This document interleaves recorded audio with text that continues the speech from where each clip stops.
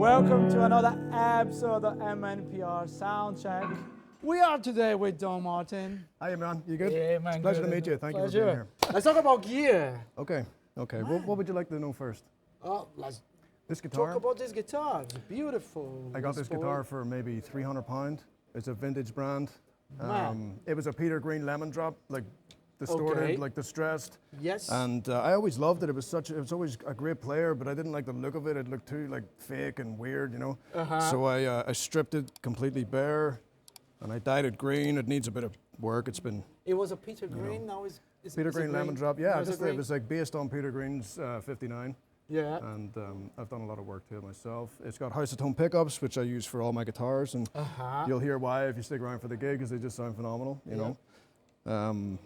Yeah, it's none of the parts are original apart from the wood, really, and it's got a mismatch on the machine head there, for one of them broke, and I just fixed that. And it's called JoJo, after the love of my life. I got a vintage SG. Yeah, the SGs are great too. Place. Yeah. Amazing. I don't know how they do it for such cheap money. You know, because I've got Les Pauls here for like $2,000 and stuff. Like, Yeah. I didn't pay for them, thankfully, but this just it just works for me. I think guitars pick you. Yes. You know, you can go to a shop and pick 10 exactly the same guitars, and one of them will be like, yeah, that's the one. Even though they're the same make, same model, same color, same whatever, you know, same strings, same pickups, one of them will just be like better than the others. For And you. the guitars, what did you say? Like just choose Yeah, you. yeah, I think so. Yeah, I used to have I always wanted to have like a Les Paul Gibson with mini humbuckers. Oh yeah. Came to this country, bought a guitar, Yeah. got from Liverpool. Oh man. But he was sad about selling the guitar. Of course he was. It's a sad process, Yeah. selling any guitar. I got a guitar. The guitar was never with me. Yeah. It wasn't for me. I get 2 it. years. Yeah. 2 years later, I sold back. Yeah. And he was, He's so happy. Yes. Like, yeah, like I got a guitar man. again. Listen, Like, some people never find their guitar. Some people spend their whole lifetime looking for it. I find mine, I'm 35, so I find mine pretty youngish. You know, I think I got this maybe 5 years ago, and I wouldn't part with it. I'll be buried with this guitar. Oh, cool. Definitely, yeah. Or it'll be sold at Bonhams or something, I don't know. I wouldn't let them do that, no, I'm only joking. Tell me about the pickups. It's 2 humbuckers, I assume? Yeah, it's 2 humbuckers. The PAFs, they're PAFs. Viva Verde, I think they're called, from House of Tone. Okay. This is a fancy one. I'm missing a pickup cover. One of them fell off during a string change the other night, so I'm going to have to go home and I've still got it somewhere. It'll be lying around here somewhere. It's like a green kind of... I'm from Ireland, you know, so everything has to be green. Okay. The guitar is green. Yeah, it's that kind of thing. Yeah, it's aesthetically pleasing. But as long as it sounds good, I'm happy, you know, as long as it plays good. And I'm constantly tweaking it. Like you can see that the little notch where it's just completely worn. I'm digging knives and stuff and forks and all sorts. Anything I can get my hands on to fix the action on it sometimes. Because you know, playing in the UK is so cold, which is why I'm wearing so many layers. It's Baltic in here, like, so yeah. Yeah, but it's a beautiful guitar. I love this one. And string wise, like which I strings use are you using? 11 to 56s. 11. Yeah. Strong man. I don't know. I could probably strangle this guitar until I die. I think I'll be all right. You know? Yeah.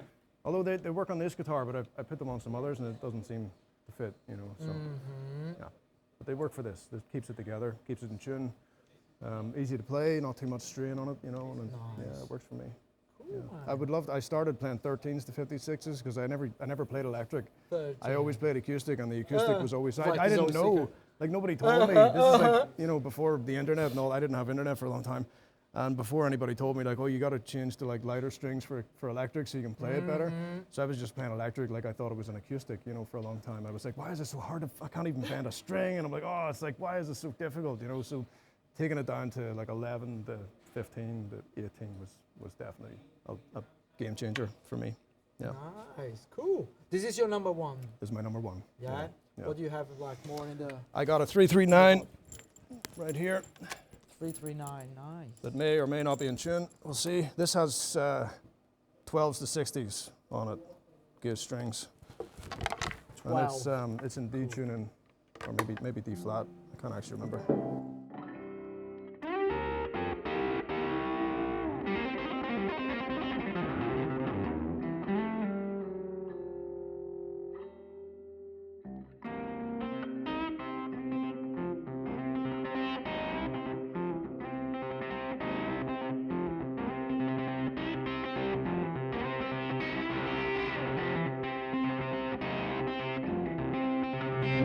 it's good for the kind of finger picking stuff, which I'm kind of big on. But this was, I didn't have an electric guitar for a long time. Okay. And I got this Bullet Strat from Indonesia, which was, I'm not saying anything bad about guitars from Indonesia, but it was a real struggle to keep it in tune. And I had this 1981 West Tone A1 Thunder something from Japan, a neck, but the neck was too long for it, so I cut off the last 2 frets just to get it intonated. You know what I mean? It's just like, it was crazy, and even then it was still a struggle. And my first gigs over here in the UK, a friend of mine, he sadly passed away now. It's Flash Gordon. I called him Flash. His name was Maxwell Gordon. I call him Flash Gordon anyway. He owned a lot of guitars, but he didn't really play that much. And he sent a message to me and he said, Dom, I see your struggle, you know, on stage with this guitar, and I know it's out of tune and you're tuning halfway through songs, and I love your stuff and I want to help you. And he sent me a list of all the guitars he has. And this one, being an acoustic guy, you know, I was like, well, it's a hollow body kind of acoustic thing.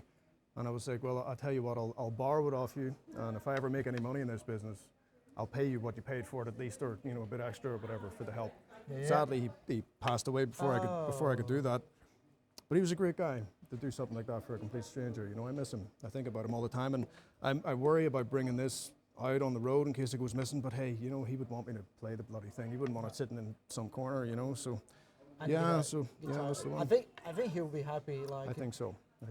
You have like bringing the guitar to the road. It has been battered and bruised, and like none of these knobs work anymore. You know, it's got one master volume, just and that's it. Nothing else works. Yeah, and it's again house of tone pickups, and yeah, it's a lovely guitar. It's been a very good companion of mine. It's like the songwriter's dream. You know, you're sitting at home, you know, because it's kind of loud still without an amplifier. Yep. So you can just sit and write songs on it at home. You're not waking anybody up or anything. So do you have the feel of an electric guitar, so you can write riffs and stuff? Yeah. Nice. It's good. It's Man, pretty cool. good. I love it. And then I just have a standard Les Paul, just like the other one, but it's in G or G flat maybe. Nice top. That's for like slight. Yeah, it's got a real nice kind of translucent. Yeah, like no matter what way you look at it, it's kind of different, you know. So that's a backup, and G tuning for 12 gauge and Rory Gallagher song called "Used to Be," which we play in the set. That's it. That's it. I would bring more if I could. Big, you know. Rory Gallagher fan. Listen, my dad gave me a tape when I was like 4 or 5 years old. It had Blueprint on one side and Live in Europe on the other. And I was like, I wore that tape out, I sellotaped it together so many times, you know what I mean?